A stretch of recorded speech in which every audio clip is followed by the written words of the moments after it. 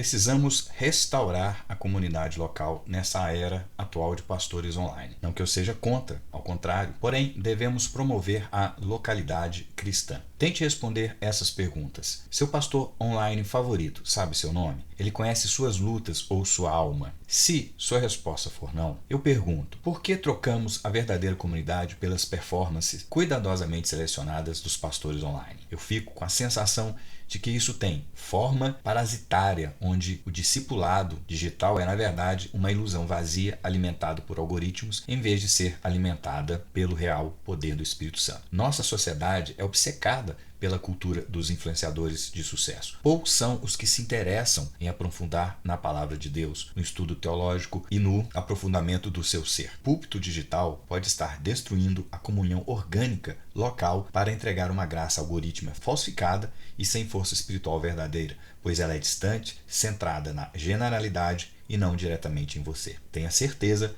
que o seu crescimento espiritual requer presença física, responsabilidade radical, que somente uma comunidade local pode proporcionar. Soli Deo gloria, namque fecit tam multa. Olá, eu sou o professor Alexandre Miranda e este é o canal Em Cristo com quadro Estudo Bíblico. O espetáculo da santidade virtual é uma expressão que acerta em cheio no que está acontecendo. Esse fenômeno importante de se observar não é sobre cultos transmitidos ao vivo de igrejas normais, mas sobre uma transformação da fé em conteúdo estético de alta produção, com pastores virando influencers, coaches motivacionais com versículos e muitas vezes uma teologia light ou até distorcida. Isso não começou ontem. O televangelismo já existia nos Estados Unidos desde os anos de 1950, 1960 e no Brasil ganhou força nas décadas seguintes. Na TV de tubo, aquelas antigas, já se vendiam bênçãos, lenços ungidos, sementes de fé e promessas de milagres. Isso tudo pela telinha. A diferença é que a internet ela ampliou o algoritmo do YouTube, Instagram, TikTok e Kawaii. Multiplicaram isso por 1000. O algoritmo ama emoção forte, choro, aplausos, frases de impacto em 15 segundos, música cinematográfica e produção impecável. Resultado? O sermão vira performance otimizada para retenção e compartilhamento. Quem entrega mais dopamina ganha mais alcance. Eu gosto da expressão dopamina cristã, pois ela é excelente para representar esse produto. Um sermão viral, bem produzido, ativa os mesmos circuitos de recompensa que um vídeo motivacional ou um show. É um pico emocional gostoso, mas passageiro. Já a oração no quarto, o estudo bíblico demorado, o jejum, a confissão de pecados com alguém de confiança, isso não dá like, nem aplauso e nem pico de dopamina. É disciplina lenta, muitas vezes árida, mas é onde a transformação real costuma acontecer. O problema não é a emoção em si. Na Bíblia tem muita emoção, mas quando a emoção vira o produto principal e a santificação vira efeito colateral. A liturgia tradicional, seja católica, reformada, pentecostal clássica, tem uma estrutura que não é otimizada para engajamento máximo.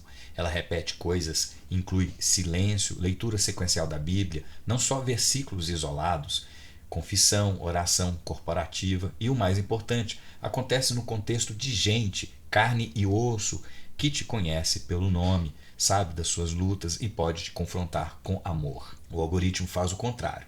Ele personaliza o que você vê com base em métricas frias de retenção, likes, comentários, tempo de tela e compartilhamento. O que viraliza é o que gera reação emocional, reação forte, positiva ou negativa.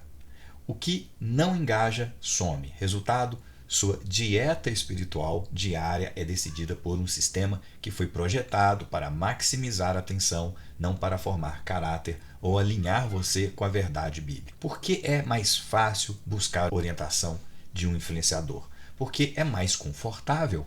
Não precisa marcar horário, não precisa expor de verdade, não corre o risco de ser confrontado. Irmão, isso que você está fazendo não está certo, você não corre esse risco. O influenciador parece te conhecer porque fala diretamente para a câmera. Você que está passando por isso, isso cria uma ilusão de intimidade. Na psicologia, isso se chama relação parasocial. É uma conexão emocional unilateral. Você investe tempo, emoção e até dinheiro, mas a outra parte nem sabe que você existe. É o mesmo mecanismo que faz as pessoas sentirem que são amigas de celebridades ou personagens de série. No contexto religioso, pastores e influencers usam técnicas bem estudadas para cultivar exatamente isso. O problema psicológico é grande, você recebe conselhos genéricos que soam pessoais, ninguém vai te ligar depois para perguntar se você realmente perdoou aquela pessoa ou parou de repetir aquele processo que você estava preso. Quando o influencer erra, muda de opinião ou cai em escândalo, sua tribo digital, aquela bolha, ela pode desmoronar da noite para o dia. Isso reforça o individualismo. Minha fé é entre eu, Deus e meu feed. Isso mostra a fragilidade dessas bolhas de dopamina cristã. Quando a plataforma muda o algoritmo, quando o pastor muda de linha teológica, quando rola cancelamento interno ou quando o conteúdo para de entregar dopamina, a bolha estoura. Não tem estrutura para segurar as pessoas, não tem irmãos mais velhos na fé, não tem disciplina eclesiástica, não tem hospitalidade incômoda, aquela que te obriga a lidar com gente difícil. Já a igreja local, quando funciona minimamente bem, tem algo que o algoritmo nunca vai entregar: encarnação, gente que te vê chorando de verdade, que te ajuda a carregar o peso de verdade, que te conhece o suficiente para te amar e te corrigir ao mesmo tempo. A dopamina cristã transforma a fé em algo ainda mais frágil. Por quê? O pico emocional vem de conteúdo otimizado para aquele momento, não de uma caminhada longa com gente real. Quando o algoritmo para de entregar, ou quando a vida real cobra perda, pecado persistente, crise de fé, a bolha estoura e muita gente fica perdida, porque nunca construiu raízes profundas. Não é que todo conteúdo online seja ruim. Eu não estaria aqui jogando contra mim mesmo. Tem gente séria usando a ferramenta de forma honesta. O problema é o modelo dominante. Pastor e influencer como figura central, o feed como principal fonte de formação espiritual e a relação parasocial como substituto do pastoreio real.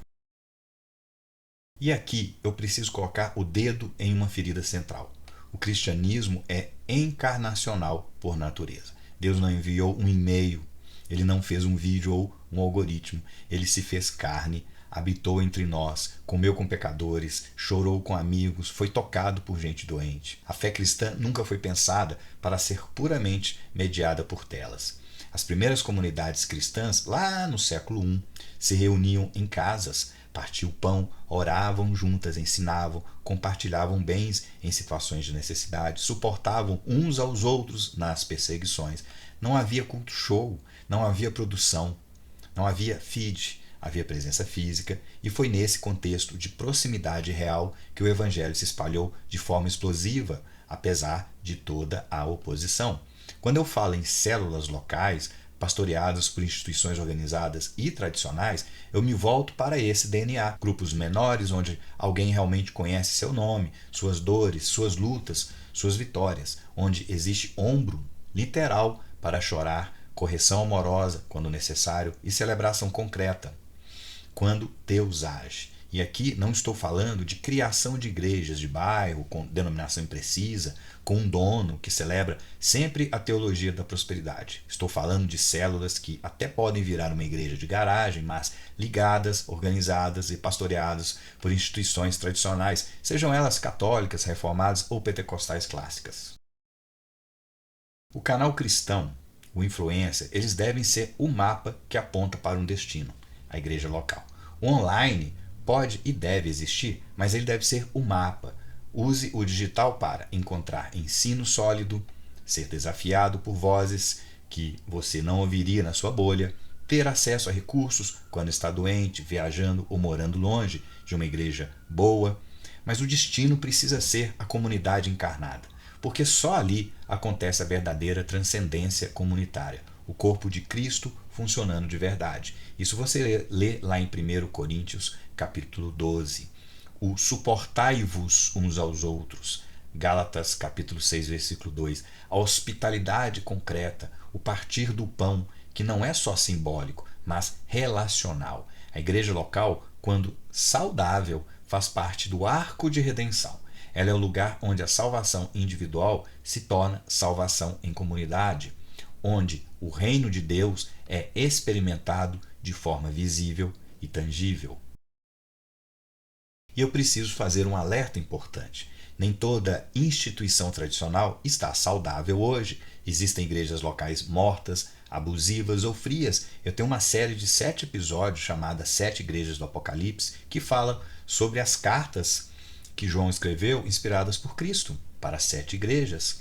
Vale a pena você dar uma olhadinha lá. E nem toda célula pequena é automaticamente boa, depende de quem está pastoreando e de qual teologia está por trás. Também é justo reconhecer que, no mundo de hoje, cidades grandes, trabalho remoto, gente mudando de cidade o tempo todo, muita gente não tem uma igreja local saudável por perto. Então, nesses casos, o online pode ser ponte temporária ou até ajudar a encontrar uma comunidade física boa. Mas o princípio continua válido. O alvo nunca deve ser viver de conteúdo cristão.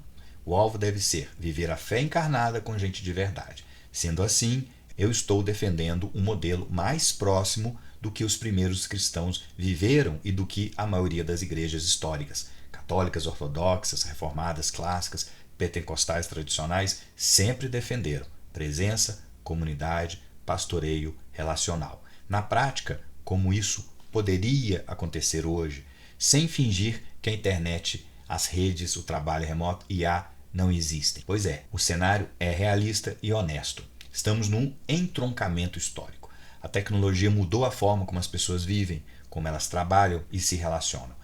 Ignorar isso seria uma tolice. Fechar os olhos para a modernidade também. O caminho mais sábio parece mesmo ser um modelo híbrido. Agora, procurar uma igreja saudável é o mesmo processo de procurar um influencer ou um canal honesto que propague a fé, a palavra de Deus. Antes de terminar, deixo essa reflexão. Deixe seu comentário aqui embaixo sobre isso. Mesmo nesse modelo híbrido que eu proponho, o grande perigo continua sendo transformar o online no principal. Quando o feed vira a principal fonte de encorajamento, ensino e identidade espiritual, a presença física pode ir murchando. E quando a presença física murcha, a fé tende a ficar mais superficial e mais suscetível a modismos. Pense nisso. Deixe aqui seu comentário. Aproveite, se inscreva, deixe um like. Muito obrigado, Deus abençoe e até o próximo vídeo.